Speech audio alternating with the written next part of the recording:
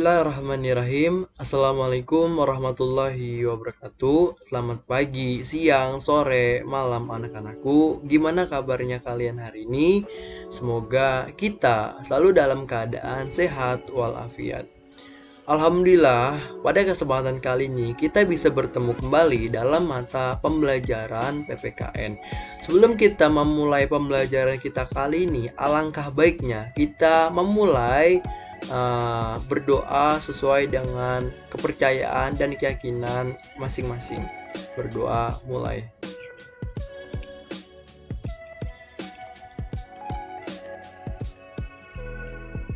Berdoa selesai. Anak-anakku, dalam pembelajaran kali ini kita akan membahas mengenai keberagaman suku, agama, ras, dan antar golongan dalam bingkai Bhinneka Tunggal Ika. Nah, dalam materi pembelajaran kali ini itu ada 3 indikator penting yang harus kalian kuasai. Indikator yang pertama yaitu mengenai keberagaman dalam masyarakat Indonesia. Dalam poin ke-1 ini, kalian bisa mengetahui, kalian bisa memahami apa arti dan definisi dari keberagaman. Lalu kalian bisa mengetahui faktor apa saja yang mempengaruhi dari keberagaman. Kemudian, yang kedua, arti penting memahami keberagaman dalam bingkai Bhinneka Tunggal Ika.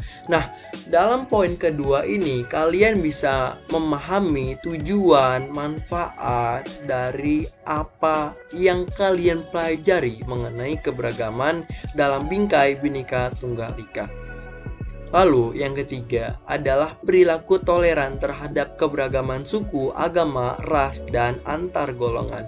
Dalam poin ketiga ini kalian bisa mengaktualisasikan, mengimplementasikan, menyesuaikan diri kalian terhadap perbedaan-perbedaan di dalam masyarakat yang sering terjadi gesekan atau konflik-konflik sosial, sehingga kalian bisa menempatkan diri dari perbedaan-perbedaan tersebut. Keberagaman dalam masyarakat Indonesia. Kondisi dalam masyarakat Indonesia itu dipengaruhi dalam diri dan luar masyarakat, dan juga dipengaruhi oleh faktor alam, diri sendiri, dan juga masyarakat. Secara umum, keberagaman adalah suatu kondisi dalam masyarakat yang terdapat banyak perbedaan dalam berbagai bidang. Perbedaan tersebut dalam hal suku bangsa, ras, agama, keyakinan, ideologi politik, sosial budaya, dan ekonomi. Ada faktor penyebab dari keberagaman masyarakat di Indonesia, diantaranya letak strategis wilayah Indonesia, kondisi negara kepulauan, perbedaan kondisi alam, keadaan transportasi dan komunikasi, dan juga penerimaan masyarakat terhadap perubahan. Nah, dari keberagaman ini itu terbagi diantaranya yaitu keberagaman suku. Suku bangsa berarti sekelompok manusia yang memiliki kesatuan budaya dan terikat oleh kesadaran dan identitas tersebut. Suku itu tidak dipengaruhi oleh masyarakat luar, melainkan itu sangat dipengaruhi oleh masyarakat setempat, sehingga dari masyarakat ini itu membentuk suatu keyakinan, tradisi, ciri khas yang diyakini itu memberikan atau menyangkut dari adat istiadat nenek moyang. Beberapa suku bangsa di Indonesia antara lain itu suku Gayo, Sunda, Baduy, Bugis, dan lain-lain. Kemudian keberagaman agama. Indonesia memiliki beraneka ragam suku serta kepercayaan. Agama di Indonesia sendiri diakui ada 6 jumlahnya dan memiliki perbedaan tersendiri. Ada Islam, Protestan, Katolik, Hindu, dan Buddha. Kemudian yang ketiga itu keberagaman ras. Masyarakat Indonesia memiliki keberagaman ras. Beberapa ras yang ada dalam masyarakat Indonesia antara lain ras Malayan, Mongoloid yang ada di Sumatera, Jawa, Bali, Nusa Tenggara Barat, Kalimantan, dan Sulawesi. Kemudian yang keempat adalah keberagaman antar golongan. Adanya perbedaan kelas dalam lapisan masyarakat menyebabkan penggolongan kelas-kelas secara bertingkat. Keberagaman antar golongan tidak boleh menyebabkan terjadi perselisihan dan perpecahan di masyarakat. Nah, dari keberagaman antar golongan ini kita bisa memahami dan bisa mengaktualisasikan bagaimana dampak dari tindakan diskriminasi, tindakan membedakan, dan hak-hak dan kewajiban dari masyarakat atau hak-hak dan kewajiban dari manusia. Lalu, arti penting memahami keberagaman dalam bingkai Bhinneka Tunggal Ika. Jika kita sudah memahami indikator atau esensi dari keberagaman itu, kita bisa menciptakan sebuah hubungan yang harmonis dalam perbedaan agar terbentuk keselarasan dan kebersamaan dalam hidup.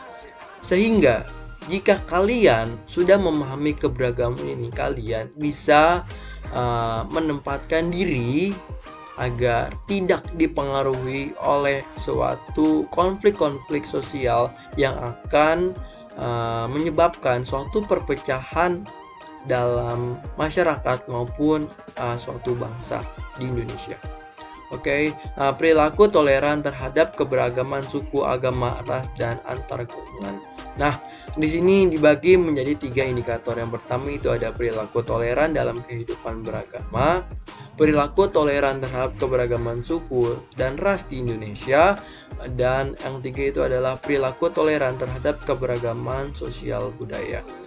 Yang pertama, perilaku toleran dalam kehidupan beragama itu bisa dilakukan seperti kita bisa menghargai agama yang diyakini oleh orang lain. Yang kedua, kita tidak memaksakan suatu tindakan agar agama lain itu bisa mengikuti agama kita sendiri, dan juga kita bisa menciptakan atau menghargai jika dari teman-teman kita yang berbeda agama itu sedang melakukan ibadah, maka kita harus bisa semaksimalkan bisa kondusif untuk mereka beribadah agar lebih konsen dan lebih tenang. Kemudian, perilaku toleran terhadap keberagaman suku dan ras di Indonesia. Kita harus menjauhi segala larangan, segala suatu tindakan diskriminasi atau tindakan yang menganggap bahwa suku dan ras di Indonesia itu lebih mundur atau lebih tidak baik terhadap suku dan ras yang kita miliki pada saat ini. Kemudian perilaku toleran terhadap keberagaman sosial dan budaya. Kita jangan membeda-bedakan budaya terhadap masyarakat satu dengan masyarakat lainnya, karena ini akan memunculkan suatu dampak yang akan menciptakan suatu kegaduhan, yang akan menciptakan suatu permasalahan, sehingga itu bisa menyangkut suatu keutuhan NKRI. Lalu kesimpulannya dari pembelajaran kita kali ini adalah betapa pentingnya kita memahami toleransi, memahami, menghayati, dan juga menghargai suatu perbedaan-perbedaan di masyarakat. Karena dari perbedaan-perbedaan ini itu tidak selamanya akan memunculkan suatu dampak negatif. Maka kita harus bisa menjaga perbedaan-perbedaan ini supaya agar menciptakan suatu wadah untuk bisa mengembangkan potensi masyarakat, supaya bisa mengembangkan suatu keberhasilan kerjasama dan bisa menghasilkan suatu kondisi yang bisa menciptakan kemajuan. Dari saya sekian, semoga anak-anak bisa memahami, bisa mendapatkan manfaat dari pembelajaran kita hari ini. Wabillahi taufiq wal hidayah. Wassalamualaikum warahmatullahi wabarakatuh.